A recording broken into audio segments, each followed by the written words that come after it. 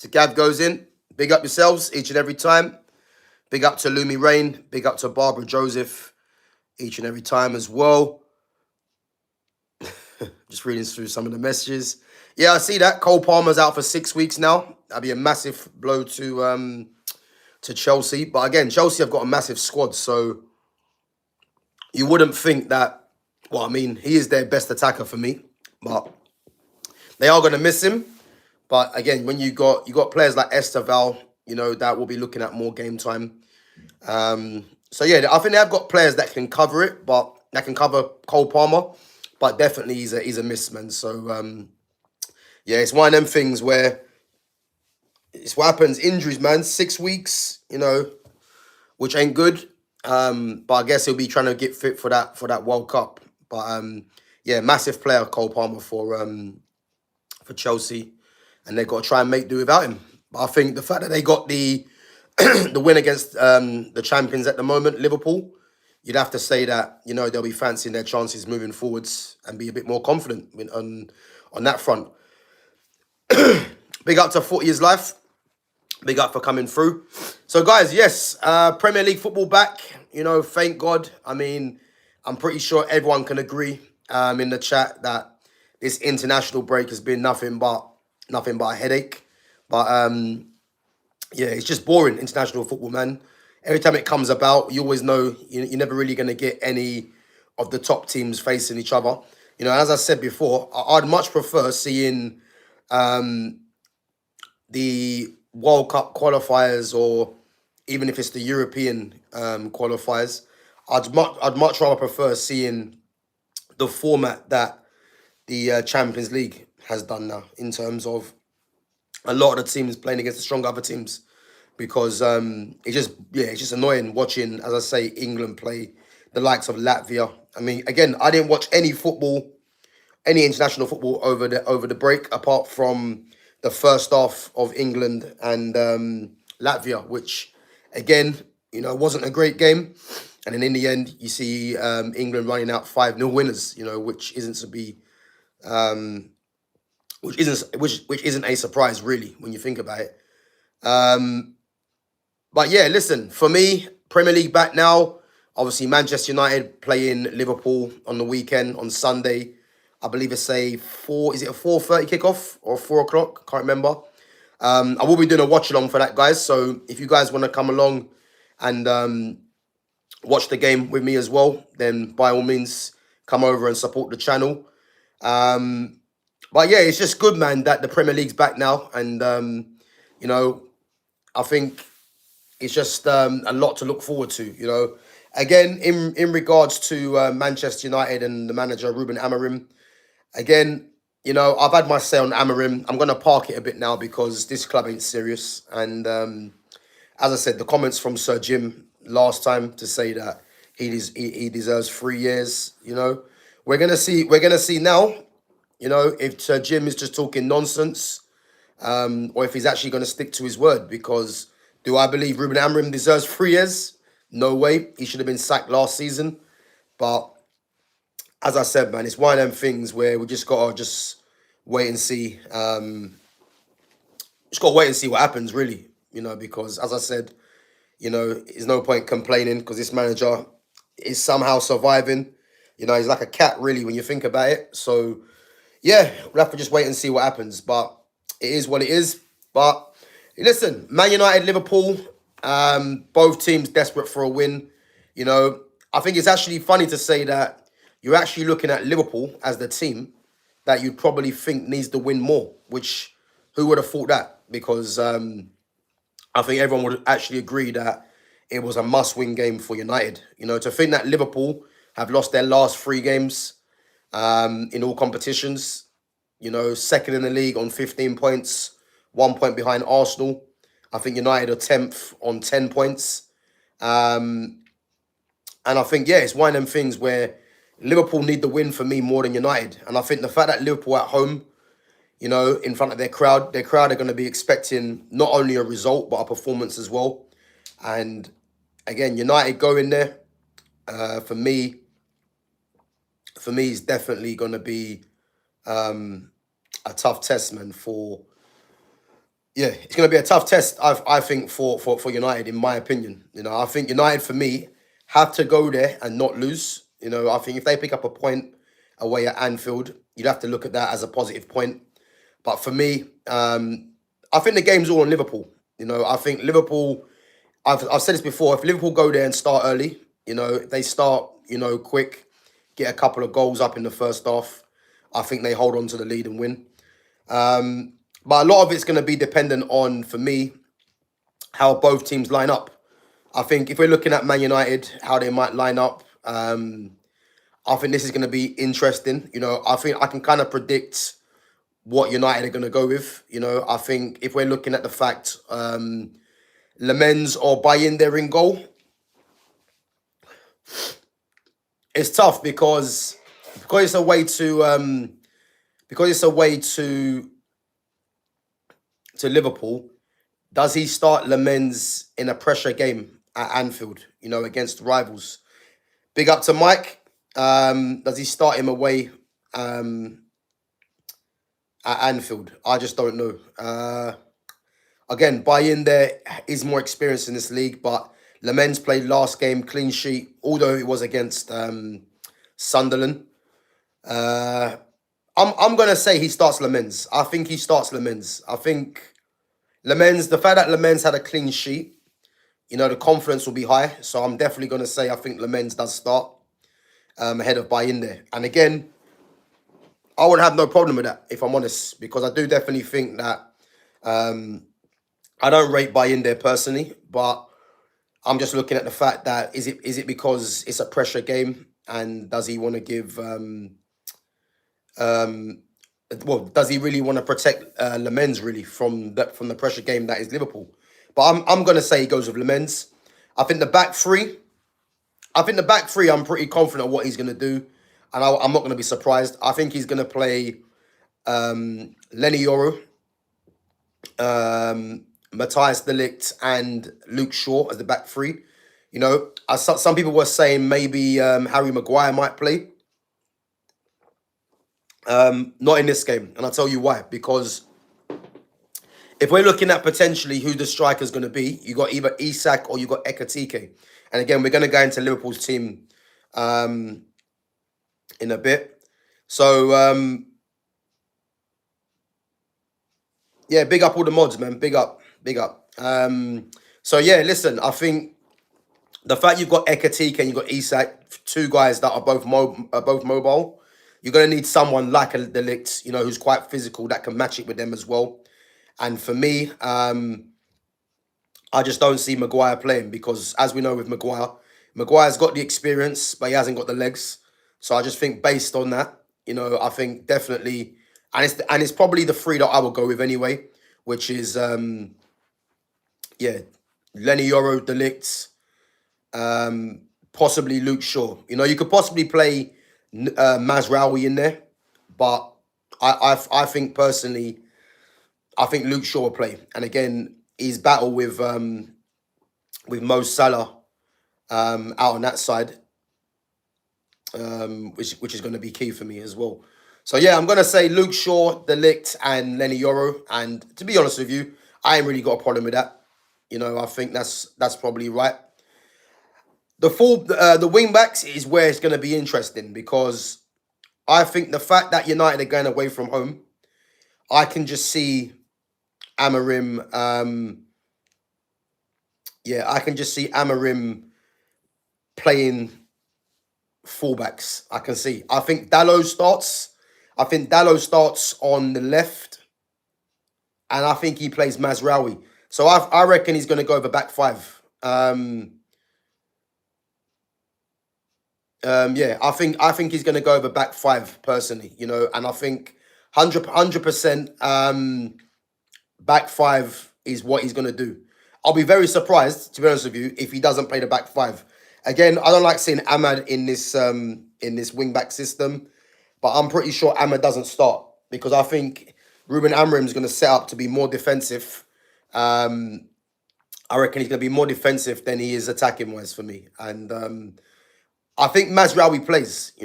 I'll be very surprised if Mazraoui isn't playing in the back three or at wing back. I definitely do think Mazraoui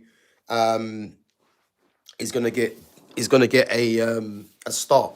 And again, that means Patrick Dorgu on the bench. That means possibly Ahmad, and I think he might look at Ahmad and Dorgu as impact subs to kind of to try and change the flow of the game.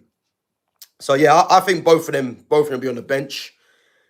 And then going into midfield, I mean, there's no surprise what he's going to do. It's going to be Bruno and Casemiro. I think anyone that thinks Bruno and Casemiro are not going to play, I don't know where you've been for the last couple of days, but it's quite clear he doesn't rate Kobe Minu.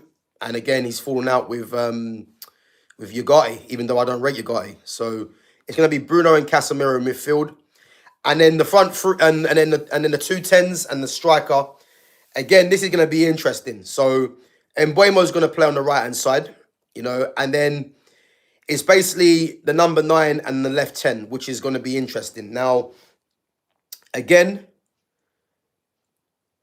I think Lumi mentioned Mason Mount, yeah? Now, to think that Mason Mount, as I said before, has been, I'm going to say, decent this season, but to think that Mason Mount is going to come into the team and you're going to have Cunha possibly on the bench, it just shows you that, already these signings are not looking too great, you know what I mean? Because you don't bring in a Matthias Cunha and against your rivals thinking that he's going to be on the bench. Now, the problem is, the reason why I think Cunha's on the bench is because Sesko's going to start because he scored in his last 2 games. And Mason Mount, away from home, you're going to need his energy.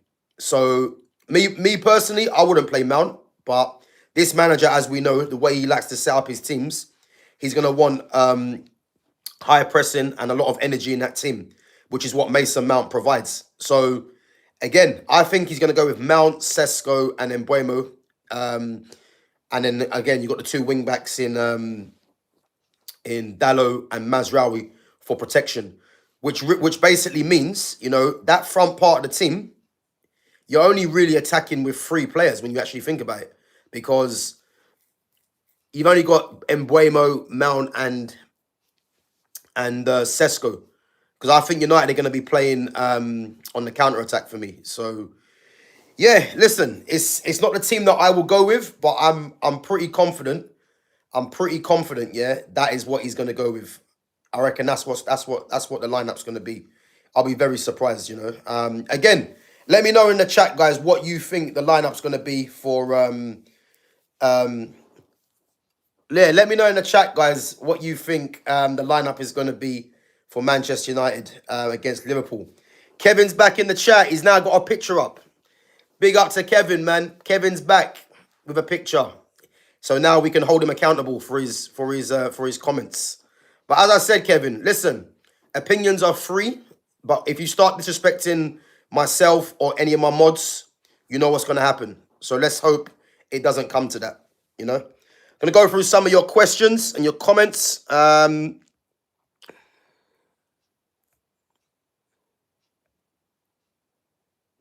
So Bayinda never in goal. I don't see it happening.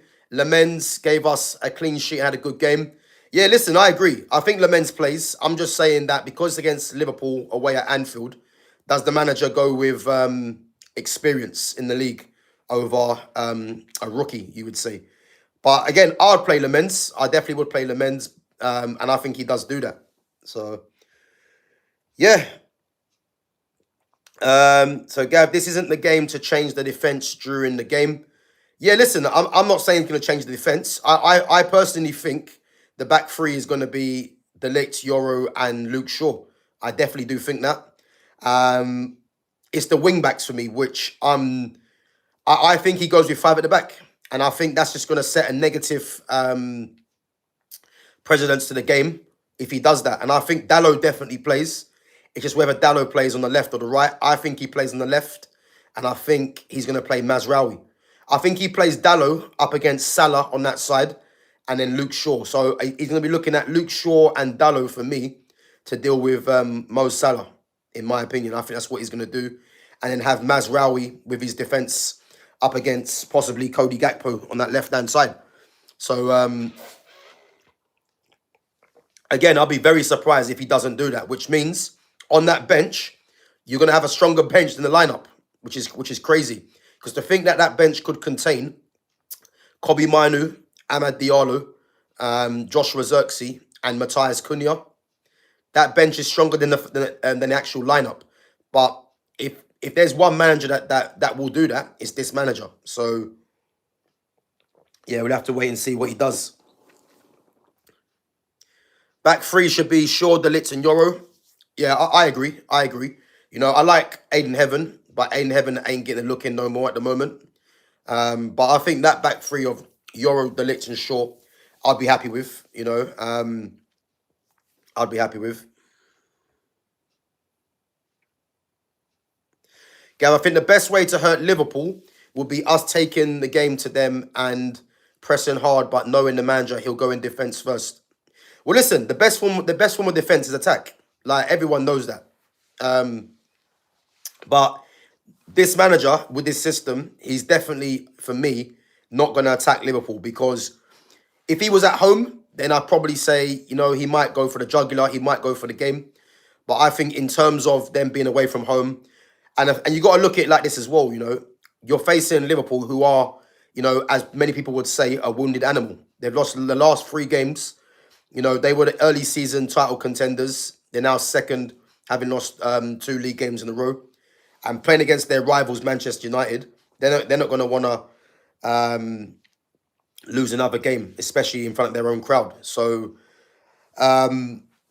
just based on that, I just think Amorim's going to set up in a way to nullify Liverpool's attack and go defence first and play on the counter-attack. You know, he's going to use Mason Mount's energy in his pressing. He's going to use Mbeumo's pace, and he's going to use Sesko's aerial ability. The only problem with Sesko, yeah, is that I think so far Sesko, what I've seen of Sesko, I've been impressed with. You know, I actually do think he's a very good footballer, from what I've seen. But I think in this game here, I think he's going to be, I'm not going to say locked up, but I reckon he's going to be, I don't think he's going to have a great game, in my opinion, because if you look at what Sesko is good at, like aerially, he's very good, but he's playing up against, you know, probably 2 of the best aerially players in the league, in Van Dijk and Konate, who are both physical as well. You know, Konate's got the recovery pace. You know, Van Dijk hasn't got the pace that he used to have, but again, his positioning is very good. So yeah, I definitely think his game could be nullified in that sense. And I think it's going to be important that the team try and look to bring Sesko into the game. But yeah, I just think it's going to be one of them things where this manager sets up defensively. You know, a lot is going to be asked of the likes of Sesko and Mbeumo in the attacking sense, because Mason Mount is going to play more as I think he's going to start off on the left, but he's going to more try and pack out the midfield, you know, with his energy and his pressing. So really and truly, you're just going to rely on Brian Mbeumo and Sesko to be the attacking outlets, you know. And if Liverpool dominate the game early on and get a couple of goals, you know, he best makes changes, because, again, you can't be setting up, if that's the way he's going to do, with 5 at the back and wait for as late as possible to change things, because you will have attackers on the bench. And again, he could surprise us or surprise me and go with a different lineup, but I'm definitely saying he's going to go with 5 at the back against Liverpool. So I'm going through a couple more of your questions and your comments, and then we're going to get into Liverpool's team. So yeah, let me know what you think the team should be, guys. So Cunha started looking really good. What's happened? Well, what's happened is this system. And what's happened is how this manager sees certain players, you know, and it's not really a surprise. You know, he loves Bruno Fernandes. He loves Mason Mount. Sesko's obviously been playing, got a couple of goals. So who would have thought it? You know, the big signing in the summer has now been relegated to the bench at the moment. But again, I'm not here to talk about this really, because you guys know my thoughts on this manager. This manager is a poison to this club, especially with the players that don't play. You think of Joshua Zirkzee, Kobe Mainu. Ahmad does play, but the only reason Ahmad plays under Ruben Amorim is because although Ahmad is technically gifted, Ahmad's got an engine, and that's why Ahmad gets game time. Because I guarantee this now, if Ahmad didn't have an engine, Ahmad would probably be on the bench as well. You know, so Ahmad's only playing because he's perceived by this manager to be like he's Giovanni Quenda in a sense, and because he runs about. So, but yeah, there's no way Ahmad should be playing he should be playing right wing back for me. But we're gonna have to wait and see what his manager does. But I'm pretty confident with the team that he's with what I've said, what he's gonna do, and that means Cunha, yeah, being on the bench.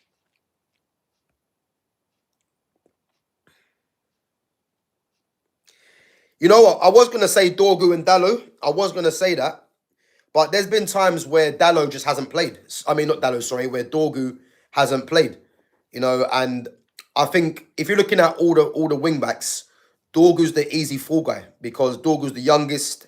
You know, he's got the lesser profile out of all the other four wing backs, so he's like the easy one to drop. You know, in probably in Amorim's eyes as well. For me personally, I would play Dorgu because I think Dorgu in this system up against Salah, you know, and giving whoever's going to be Liverpool's right back, it might be Szoboszlai, it could be Jeremy Frimpong, it might be what's his name? Forgot his name at right back, the guy that come through the youth, Connor Bradley.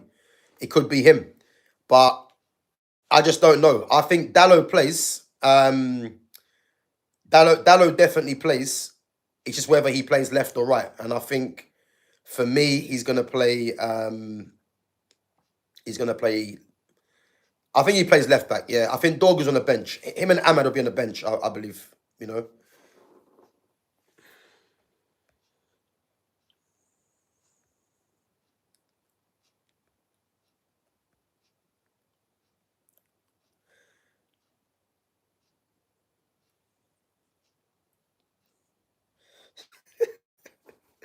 I'm just going through the chat, guys. So you guys are killing me, man.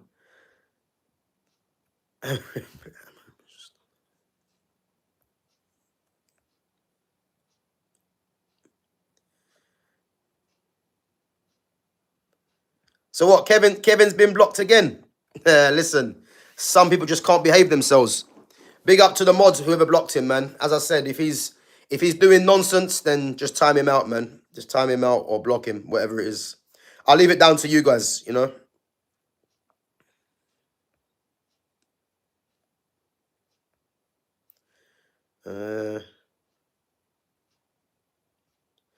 Yes, listen, Sesko for a goal would be nice. Again, he's going into this game, you know, in confidence, on good form.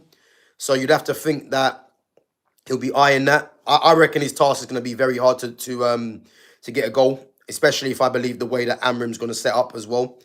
I mean, I'd like to see Joshua Zirkzee playing, but Zirkzee is not getting a look in under this manager. And this is one of the biggest problems with this manager as well. But yeah, listen, a goal for Sesko would be nice. But we'll have to wait and see what happens. Again, guys, live watch along on Sunday for the game. So if you guys want to come through and support the channel, yeah, make sure you do that. And big up to all the members as well. Again, there was some post that some of you, I think, have commented on as well. So yeah, if you guys do want to view the post, then make sure you guys become a member and support the channel. Yeah, listen, I think if we're being honest, yeah, where United could be targeting Liverpool's weaknesses, I think you have to say it's at fullback. You know, again, we're going to go through Liverpool's lineup in a minute, and we'll get into that. But I definitely do think fullback might be an area that should be targeted for United to get the upper hand. 100% do think that.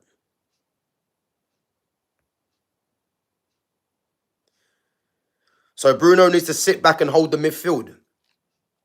Well, you would think so, but the problem is, as we know with Bruno Fernandes, he's ill-disciplined. And what you need to realize about Bruno Fernandes, as soon as the game goes the other way, not in United's favour, you're going to see Bruno trying to be a hero and try and go and pick up the ball from everywhere. You know, the best thing for him and Casemiro in this game is to hold their positions. You know, make sure there is not too many gaps in between defense and midfield, and then midfield and attack. But as we know, United are going to play on the counter attack anyway. It's very obvious. You know, I'll be very surprised if United go to Anfield and just open the game up and attack, which we know that's not going to happen. You know, I would actually respect Amorim a lot more if he did that. If Amorim just said, look, we're gonna go punch for punch in a sense, you know, attack them, I'd think, do you know what? Big up to Amorim. I would say that, but we know he's not going to do that. So, yeah, we'll have to just wait and see, man, how he sets up. But yeah, Bruno, for me, he does need to be disciplined in this game, and he does need to be close to Casemiro. You know, I think against Sunderland, you know, I didn't watch the full game, but from what I did see, and again, it's not really nothing to take away because it is Sunderland, but from what I did see, you know, it was one of them things where Bruno was actually playing a bit more sensible, you know. But again, it's not really saying anything because it is Sunderland. So there's not really much to take away from that. So, but yeah, he definitely does need to be closer to Casemiro.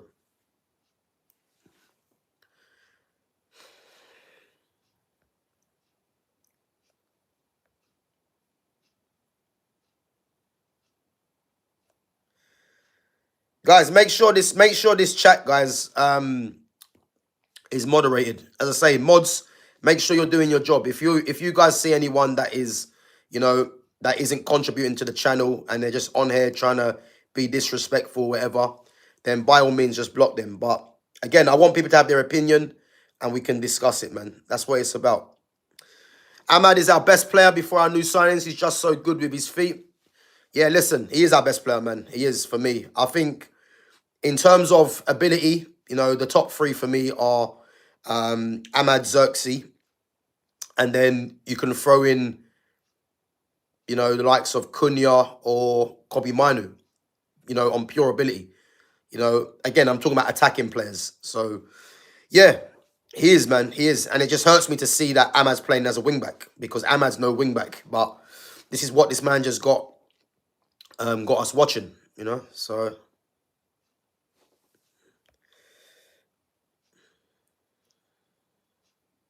right, we're going to go on to Liverpool's lineup.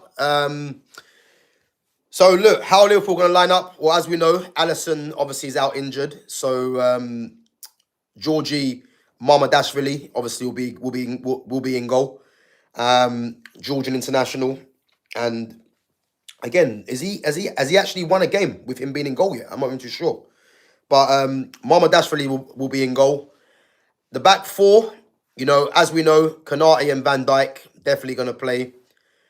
Left back, I was going to say Robertson for his experience in games like this, but I think he's going to play Kirkes. I think he does play Kirkes because if you're thinking of Mbuemo out there, you know, he's going to need someone that is, you know, that has the legs. I think Robertson, obviously, is past his best as well. I think Robertson's probably more going to be used in games where Liverpool are at home, probably against the lesser teams. Or if you want to kind of see a game out, you might bring him on. But I think Kirkes will definitely start. And I think his battle against Mbuemo is going to be one of the battles to look out for. Again, we will go into the key battles in a bit. I think right back is where they're going to have an issue. Because if you think of who's going to be out there, if we're saying Mason Mount will be out there, I think Szoboszlai plays if Mason Mount. So I think Szoboszlai plays right back because if you're looking at Mason Mount being as a left 10, I think they'll probably use Szoboszlai's physicality and his energy to match that of Mason Mount's.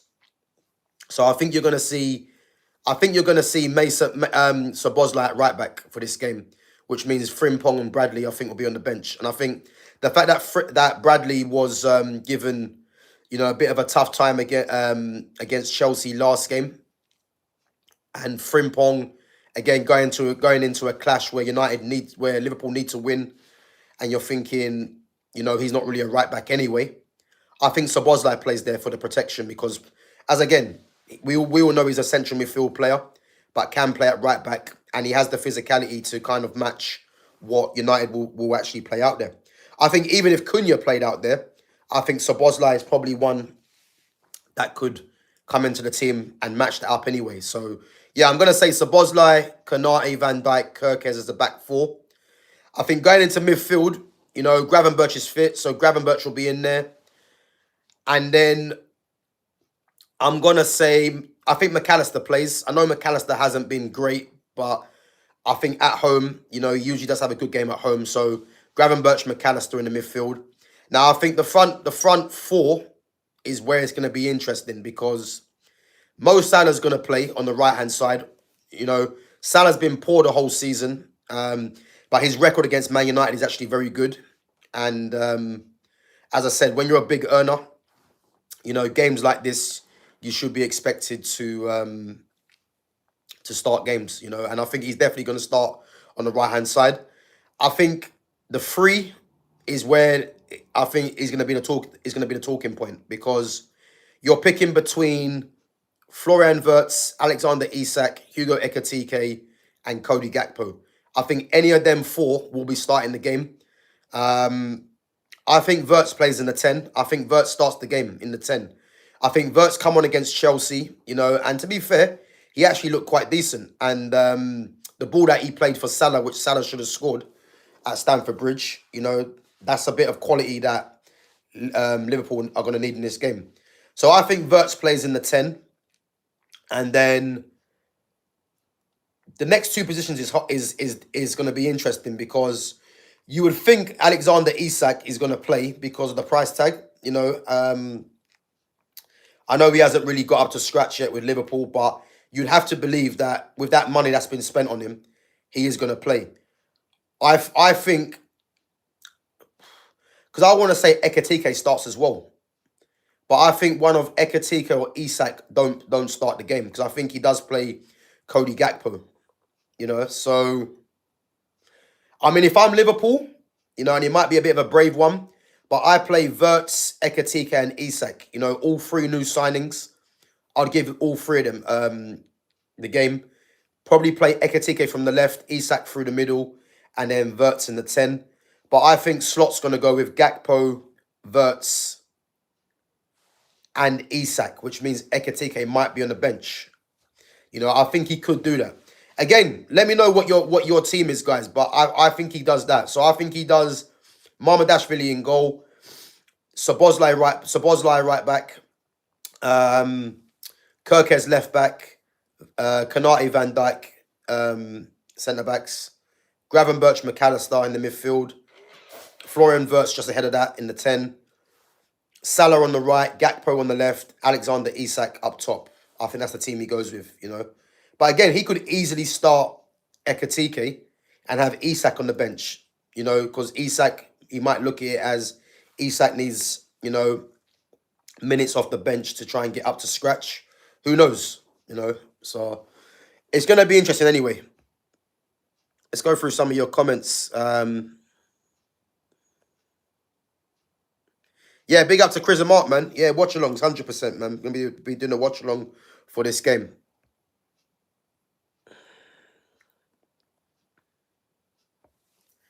Yeah, Bruno's not a number 6. I agree. He's a number 8. That's exactly what he is.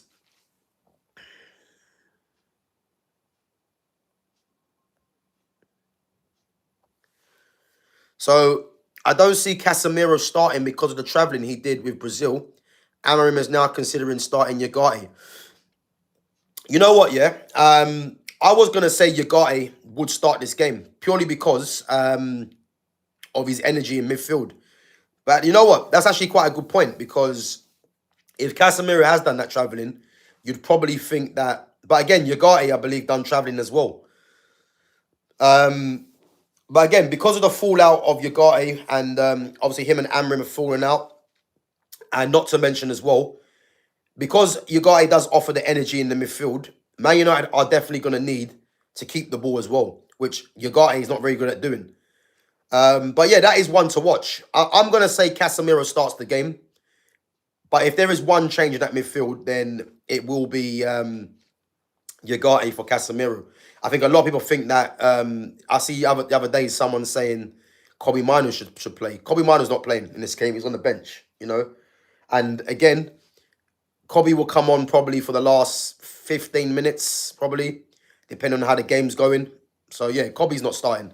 But, yeah, I think Ugarte or Casemiro. But I'm going to say Casemiro. But I wouldn't be surprised if Ugarte does play because of his energy.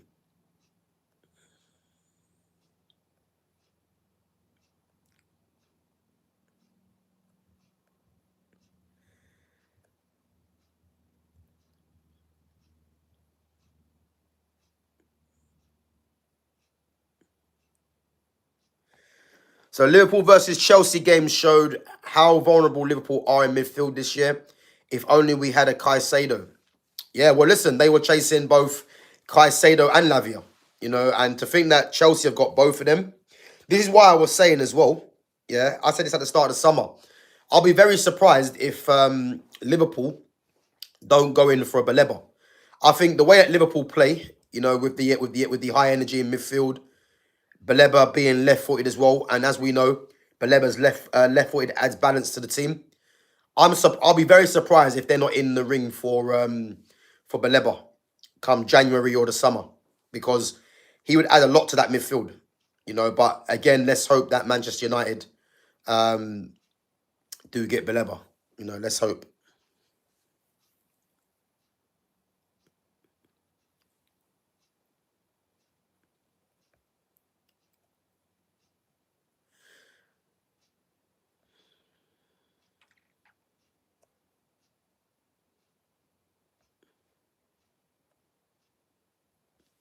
So Soboslai as a right back will be beneficial for us as it reduces the fight in midfield. Yeah, listen. You know what it is, yeah. I think the reason I'm saying Szoboszlai will play right back because it's about reliability. I think if I'm looking at all three of them, Szoboszlai, Frimpong, and Conor Bradley, you'd probably have to say that Szoboszlai is the most reliable. Although it does take away from the physicality in the midfield and the aggressiveness and the pressing in that midfield area. So again, yeah, I definitely do think it's one of them things where this will have to be looked at. But I just can't see Slot going with Frimpong or Bradley. I could be wrong. He might actually play Bradley there. But I think if you're looking at insurance, I think playing Szoboszlai there. Because if Szoboszlai plays, again, he might go with Curtis Jones in the midfield. Because Curtis Jones understands this fixture. So Wirtz might even be on the bench. Or Wirtz might play from the left. You never know. So there's a lot of things that will come into question. But I think Liverpool at home, they're on a bad run. You're thinking this is the kind of games where the big money signings have to stand up. I'm going to say Wirtz, Isak or Ekitike all play. So, yeah, it's definitely going to be one to watch, man.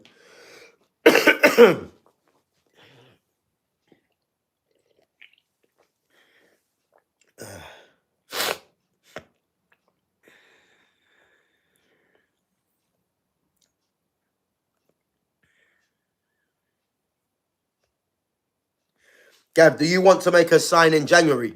Do I want to make a sign in January? We have to make a sign in January. We have to.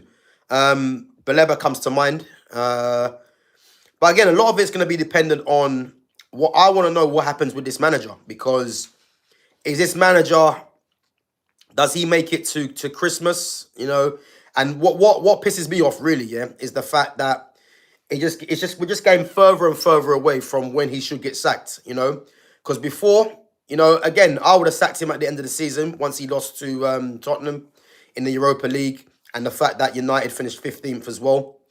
Then when I said the target of 5 games, he needs to reach 8 points. He got 7. I would have sacked him after that. Then you're thinking of the 6 points against Bournemouth and against Brentford and Sunderland. He got 3, and then you're thinking international break. Are they going to make a move on the manager? And then you think when Ratcliffe comes out and says, he deserves 3 years. Again, we're just getting further and further away. Again, there was talk about November, because if you sack him in November, it means that I think you can sack him for slightly less money for his compensation. That looks like it's coming to fruition, really, because I didn't really see it getting that far. Because I don't think it should have got that far. Because I'm thinking Manchester United, for me, should never be relying on getting into November. So you got to pay him less to sack him. It should never be that. It should just be seeing a foresight and thinking this manager isn't the manager that's doing a good job, and to get rid of him straight away. But the fact that they're looking at that, yeah, it's crazy. But these next 4 games for United: Liverpool, Brighton, Nottingham Forest, and Tottenham. I think he needs for me at least 2 wins. At least 2 wins. And again, I'm not even lowering the standards, because the club do that all by themselves, yeah. But can you see now, we're now saying he needs 2 wins in the next 4 games. Like, it should never be getting to this. He should be gone anyway. But I'm gonna say definitely 2 wins he needs to get, without doubt.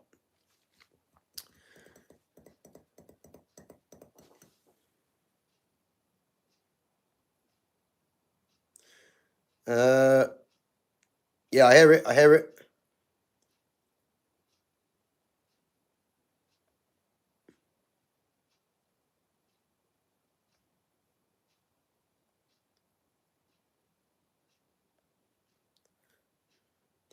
So Lemens, Euro, Delict, Shaw, Dorgu, Ugarte, Bruno, Dallo, Embuemo, Mount, and Sesko. That's my starting 11. Okay.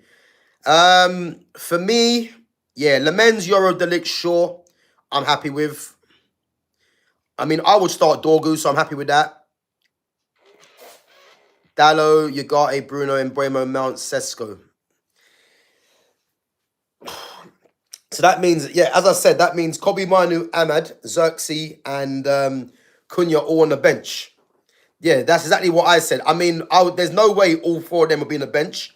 And again, change the system, which is why this manager needs to go. You would have all 4 of them playing for me. But that lineup there, which Mike has said, that's the lineup I think he's going to go with. And I think the only change there is possibly Mazraoui for Dorgu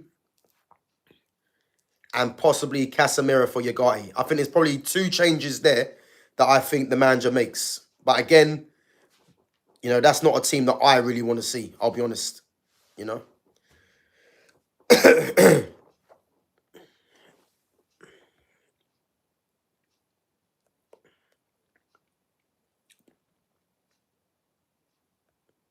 So Manu has done nothing to prove he should be near this team. In this system, as we said, Manu's not suited to the system. He's not. This is why the 4-2-3-1 is a system, or even the 4-3-3, where you get better out of Kobe Manu. So it's not about whether Kobe hasn't done nothing to prove he should be near this team. He's not been given the platform, or he's not been set up in the best possible way to get the best from him. Because anyone that can see a player like Kobe Manu, coming through the youth and how he plays, this system, as I said, playing him as a 2 in midfield, that system there requires different responsibilities. It requires leadership, experience, and legs. And those are the 3 things that Kobe hasn't got in that position. So, as I said, man, play him further up the pitch for me, so he can get on the ball and use his ability in tight spaces to either get shots off or play the little 1-2s, which he's comfortable at doing. But again, it's not about Kobe Manu, because this manager clearly doesn't rate him. And until this manager's gone, Kobe's going to find himself on the bench, unfortunately. Yeah, listen, Bruno's always going to play on this manager. That's part of the problem. So that's part of the problem. But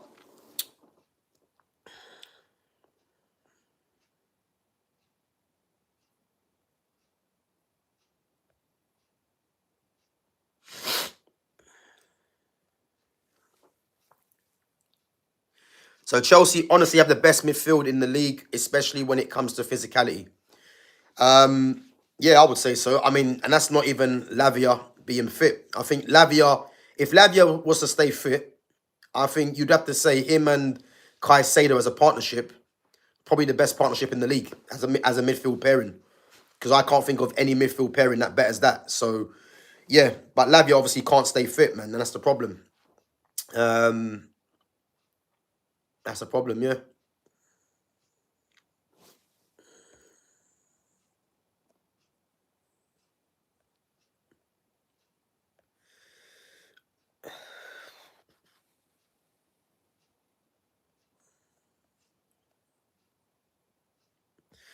I feel like Chiesa might start on the right.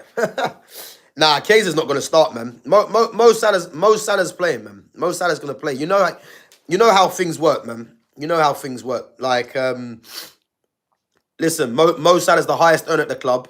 You know, if Salah was on the bench for this fixture, I think you'll see the crowd. I'll be pretty confident the crowd will start kicking up a fuss, in my opinion. But Salah's going to play, man. He is because of his stats in this fixture. But one thing I will tell you, yeah, he's under massive pressure, Salah, because let's just say if Liverpool lose the game and Salah plays poor again, you know, there will be calls for him to be benched, and he's going to be under massive pressure.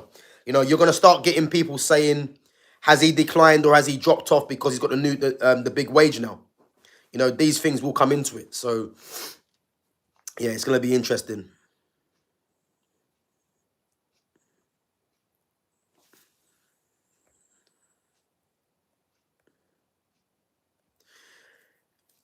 Gav, Baleba, Anderson, or Walton? Baleba for me. Baleba. You know, I've wanted United to sign Baleba. Not just like, again, if you guys been watching the channel, I've been saying Baleba since last season, because when he came from Lille, you know, people have to remember he was the one that to replace Moises Caicedo. And when he came from Lille, he already had pedigree, you know, being that young, playing in Liga for Lille in midfield. And then as soon as I watched him, I said, you know what? Someone's going to snap him up because he's just got something. And, you know, start of the summer, I was saying Man United have to go and get Baleba. He's left-footed and he provides all the qualities that United need in their midfield. And again, it's one of them things where the fact that United showed interest. Again, I'm not saying United are watching my channel, but there wasn't too many channels that I saw that was talking about Baleba. You know, it was other players. You know, I was talking about Baleba for time. And as I said, the fact that United put their interest down, made it known, you know, I'm happy. You know, I like Anderson, I like Walton, but I just think Baleba will tick so many boxes, as I keep saying. So I'm going to keep saying Baleba. But again, if you could get two of them, you know, Baleba, Walton, Baleba, Anderson, I'm happy, put it that way. But I think United, for me, possibly only get one of them. I think Walton, if Walton ends up in the Premier, if Walton stays in the Premier League, because Walton, for me, he's cultured enough to go and play for a Barcelona, a Real Madrid. Although I don't think he does that. But I think if he does stay in the Premier League, I can see Walton playing for a Man City.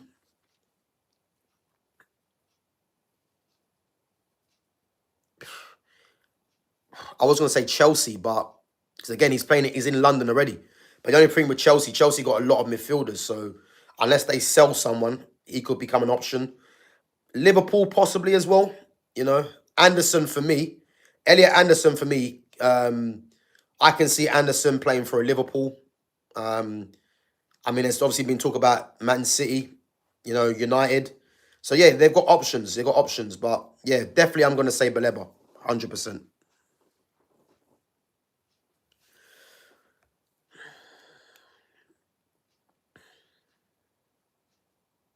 Yeah, listen, Caicedo 100% the best midfielder in the Premier League right now.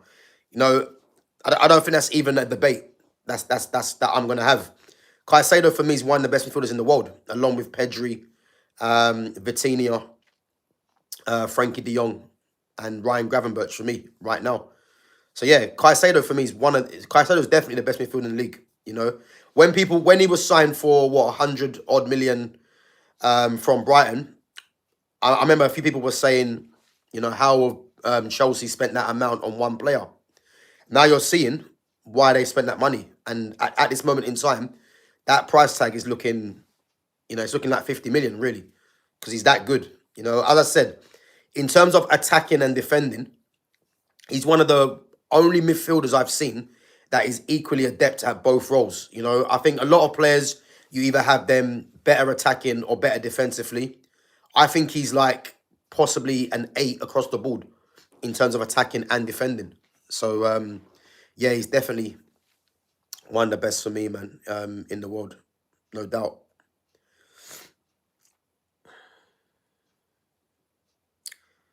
So, hi, sir. Are you happy for Kane? Happy for Kane? I mean, listen, Harry Kane's a top player, man. He is, as I said about Harry Kane, when it comes to finishing and his actual ability on the ball, like, he can't be questioned. The one thing that goes against Harry Kane is when whether it's the World Cup, the Euros, the Champions League, against the best teams, this is where Harry Kane has to be standing up to be counted. Because I've seen too many games where, when it comes to where Harry Kane's got to get his team over the line, he doesn't do it. So he's got the World Cup and he's got the Champions League to do that this season. So we're gonna see. But in terms of Harry Kane as a footballer and in terms of scoring goals, like, no one can chat to Harry Kane, man. He's ridiculous in that aspect.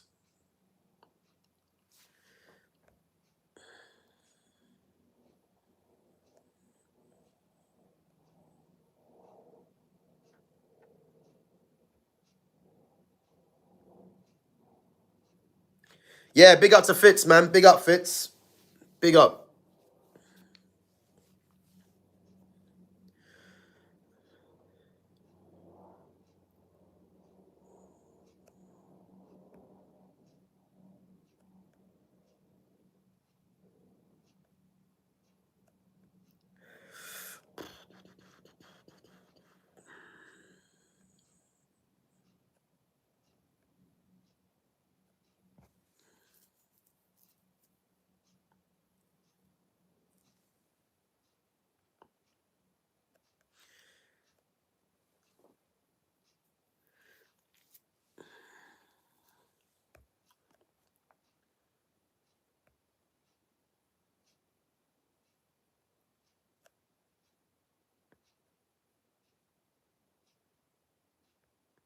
I agree. I agree. Baleba having a poor start to this season doesn't rewrite the last 2 years. I agree. I think, the thing for me, I think too many people are listening to there's other channels out there. There's one that comes to mind, and I can see a lot of the opinions are coming from that channel because I've seen a couple of clips.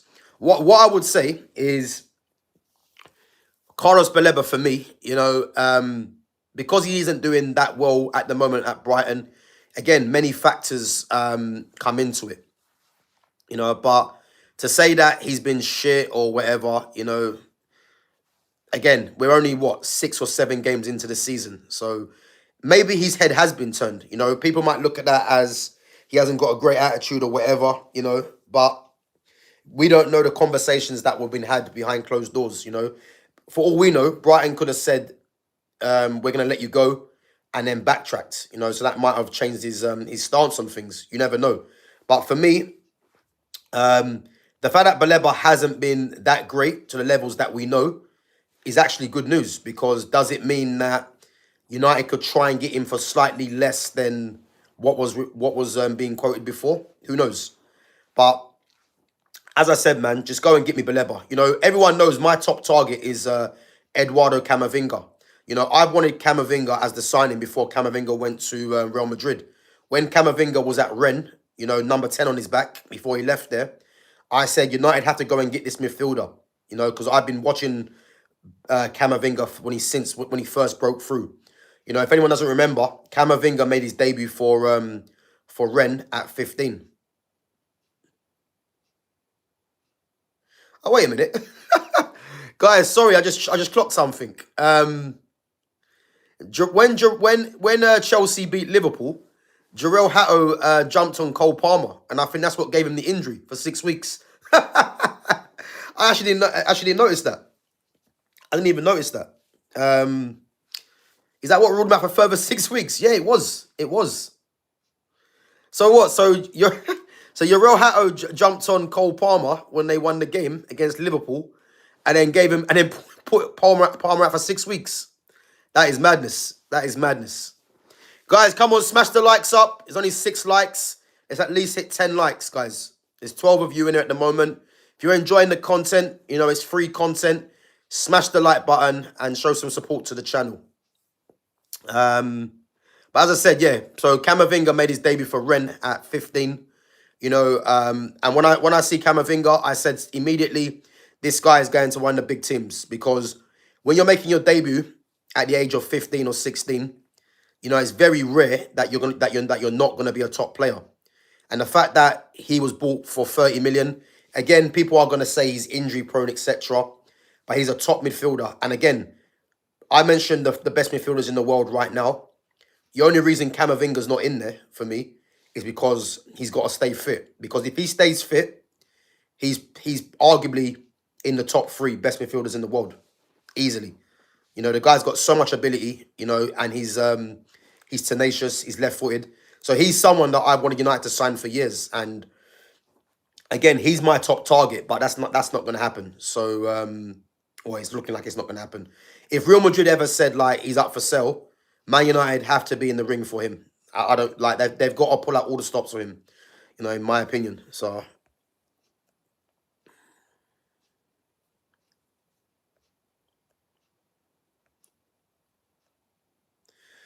I mean, I wouldn't say Baleba's weak-minded. I mean, I think it's easy to say that. I wouldn't say he's weak-minded. I think these things do happen, you know.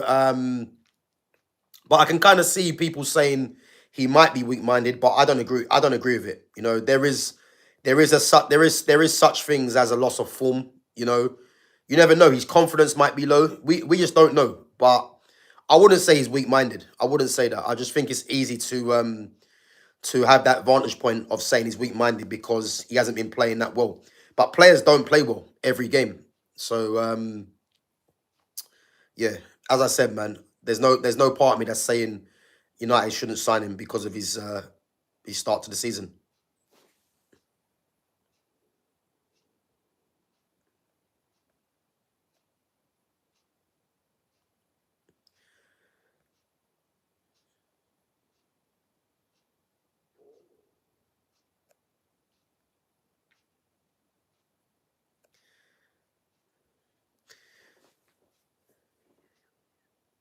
Gab, despite form, do you think we should still pay that 100 million for Baleba?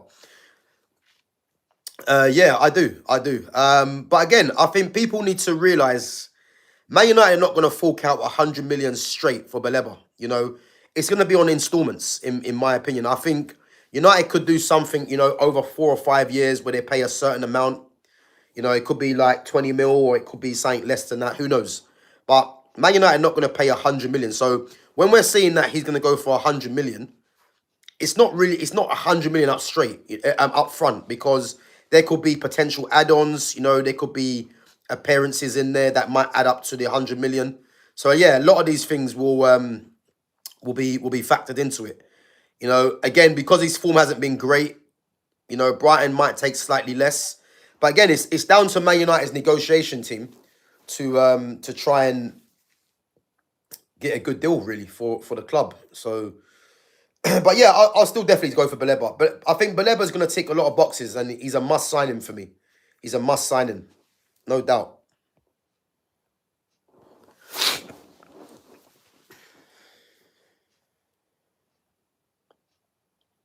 Yeah, listen, Camavinga for me, I don't care how much it's going to cost. Just go and get him. You know, go and get him.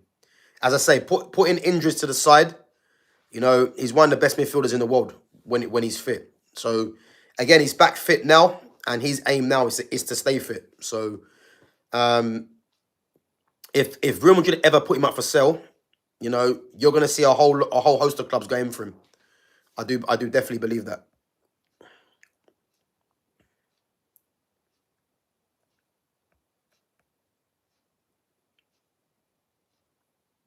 Yeah, yeah. Listen, I know Palmer was injured already, But there's no doubting that the Hatto challenge has aggravated it further.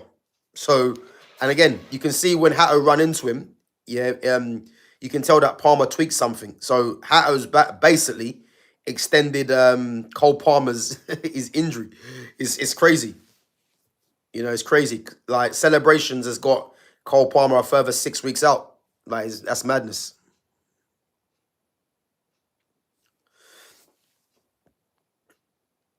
Yeah, you know what? He probably will need surgery. To be honest with you, he probably will. He probably will need surgery, but at the moment it's 6 weeks, so we have to see how he comes back.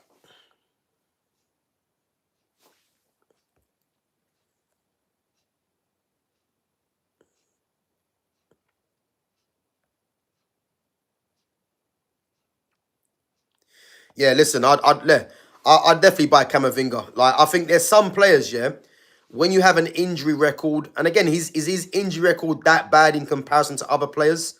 I mean, look at Luke Shaw. Luke Shaw's got a career at Man United over 10 years for being injured. So I don't really want to hear about Camavinga being injured, really, yeah? But I'll tell you this now, if there's one midfield player that I could sign in world football, it's him. Him or Pedri. Again, you're never getting Pedri, so for me, it's Camavinga, man. I think he's that. I think he's that good.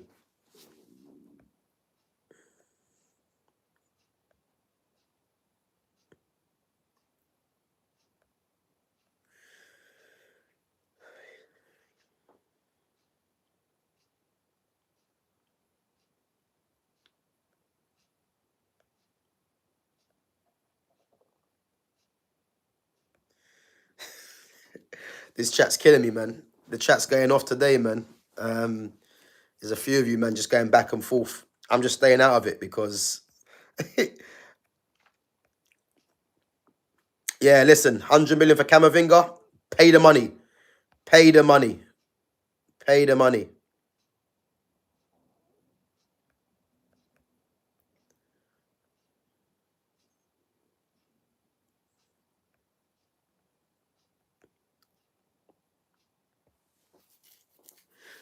Pay the money.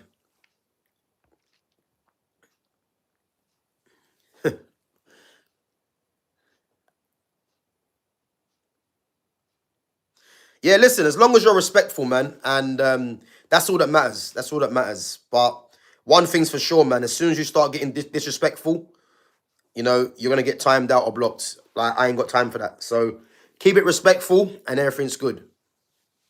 Um, so, yeah, guys, what are we thinking of the game on Sunday? Liverpool versus Manchester United. What's your score predictions? I'm gonna say two. I'm gonna keep with the 2-0. Um, um, I'm gonna say 2-0 to Liverpool. So Gav, why is it okay for the mods to be rude? No one said it's okay for anyone to be rude. You know, I expect everyone to be, you know, respectful to each other, regardless. So yeah, if you're starting, if you're gonna be the one to start it off, then again you should expect a reply. But let's just keep it clean in the chat, man. It's a football channel. Again, if you guys know about your boxing, see, look, Kevin, you're now doing the most, Kevin, as I said. So that's why you're getting timed out, Kevin. Unfortunately, you know. So Mike reckons 2-2. 2-2, you know. That's a brave prediction, Mike. I don't think it's going to be 2-2 personally. I think, yeah, I definitely think it's going to be more than 2-2 for me. More than 2-2. I definitely don't think it's going to be that high scoring game. You know, I can see Liverpool. I know Liverpool ain't been great lately, but I don't think they can see 2 goals at home. You know, I think United at best get 1. Yeah, so I'm gonna say 2-0 2-0 Liverpool. I think 2-0. Yeah, I think 2-0.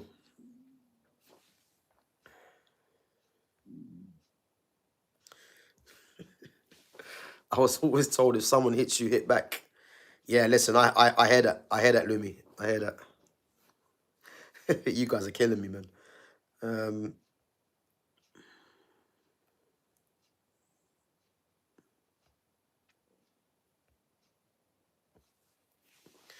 so yeah, let's go into the key battles, guys. The key battles for the game. For me, I think midfield is gonna be interesting. If you think of Gravenberch and McAllister up against Bruno, and if it's Casemiro, Ugarte, I mean, I think what's interesting is that if it is Ugarte that plays with Bruno, you've got four players there that are quite tenacious. So I think in terms of that midfield battle there, it's going to be interesting. I think Liverpool are more adept at keeping the ball, definitely. And I think the fact that they're at home, they'll be yeah.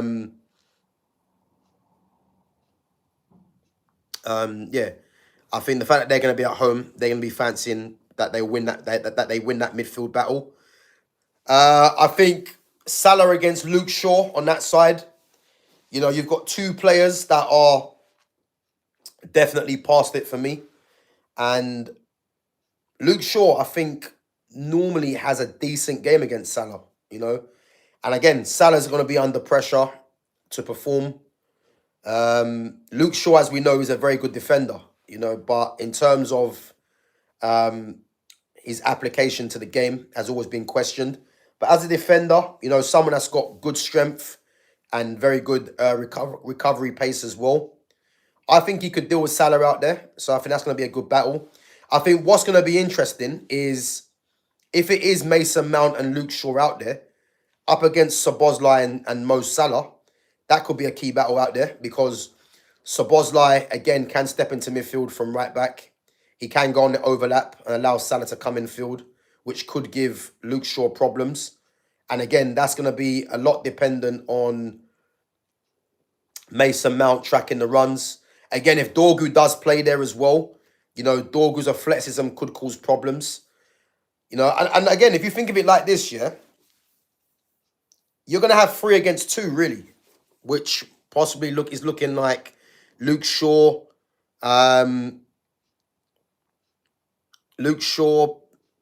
Dorgu, maybe Dallo, and Mason Mount all on that side. And again, I think Dallo plays because Dallo is more defensively probably better than Dorgu to deal with Mo Salah. Amorim could be looking at that.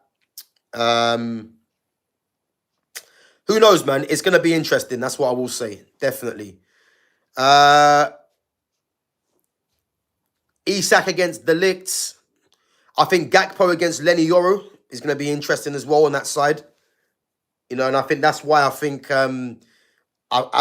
Mazraoui plays to help with Yoro up against Gakpo and probably a bombing forward of Kirkes as well. So yeah, man, there's going to be some key battles going on. Sesko up against Konate and Van Dijk. Mbuemo against Kirkes. Yeah, there's battles all over the pitch, but I think the key battles I'm looking at is that midfield battle, and then possibly the Salah and Luke Shaw battle, I'll probably say, yeah. Big up to Verbic. Shaw's much better as a fullback, too short for centre-back. I think in a 3, left side centre-back suits him better. I do think that. In a 4, I mean, we have seen Luke Shaw in a 4 play well in a 4. I think with Luke Shaw defensively, there's no argument. Again, a lot of Luke Shaw, as I say, is his application to the game, but defensively, he's a very good player. Yeah, he's a very good player defensively. But the fact that Luke Shaw is still here in 2025 is the problem. But he is actually a good player, a good defensively player, and again, technically, he's very good as well. So. Yeah, if Dorgu starts, but again, if he starts, and I can see this manager, not playing him.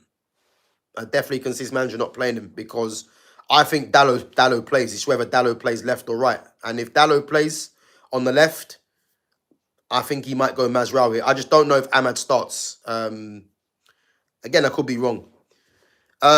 Ezri Konsa's the best English centre-half. Do you know what? I rate Konsa highly. And again, he's someone that I've spoken about previously. You know, obviously, formerly of Brentford as well, Ezri Konsa.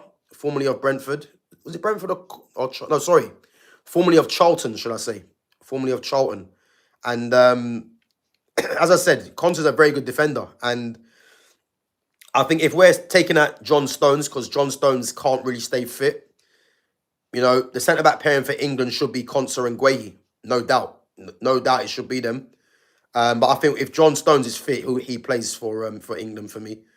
I like John Stones. I think he's a good defender, but he just can't stay fit. Yeah, big up Taylor, man. Yeah, you know what? I thought he was at Brentford. Yeah, so Charlton and Brentford, I think he was at. I think he actually come through Charlton's academy and then went to Brentford, I believe. But he's a very good defender. He is. And, you know, again, I was calling for him to be an England international, you know, and now he's definitely one of their key defenders. And I think the fact that I think Konsa goes to the World Cup because he can play right back as well. He can play right back. And I think if you're going to go with possibly one outstanding right back in Reece James, and then you're going to have someone either like a Jed Spence or Livramento that can play either side, I think Konsa then becomes even more important because he can play right back. So, yeah, I definitely do think, man, it's one to look at, 100%. But he's a very good defender. He is. Yeah, listen, man, he's a very good defender. I rate him. Yeah, listen, Dallo is a liability. Dallo's actually better as a right back in a 4. But this wing back system, it's like he's caught in two minds, and I don't think he's great for me in that sense. But yeah. But guys, listen up. Big up yourselves for coming on. Make sure you smash the like button on your way out. Again, helps the channel to grow. Make sure as well, you know, if you're new in here, make sure you sub to the channel. I think we're only a few short of 1.8K, I believe. So, yeah, make sure you guys sub to the channel. Big up to Lindsay for coming through. Aston Villa fan. Big fan of Unai Emery. I think he will get it right as well. But yeah, if you're new in here, guys, make sure you sub to the channel and check out my other content. And guys, check out the playlist as well, as I said. There's some good content on that playlist. You know, whether you want to see me, you know, scoring some goals in five-a-side, some great finishes, or whether you want to see me talk about some of the outrageous things that I've been been told, whether it's about footballers or things that I've said that you might find outrageous. It is what it is. But yeah, listen, it's all there on the playlist for you guys, so make sure you guys check that out. And as I said, make sure you share the channel as well. And big up to all the members as well that have checked out the post that I've put up. Again, when we get a few more members, I will be doing a live Q&A as well for you guys as a show of appreciation for becoming a member. So as I said, yeah, once you guys do that, again, there are some exclusive things for members only that you guys can view, such as the live Q&A, which will be members only. Obviously, get your badges as well.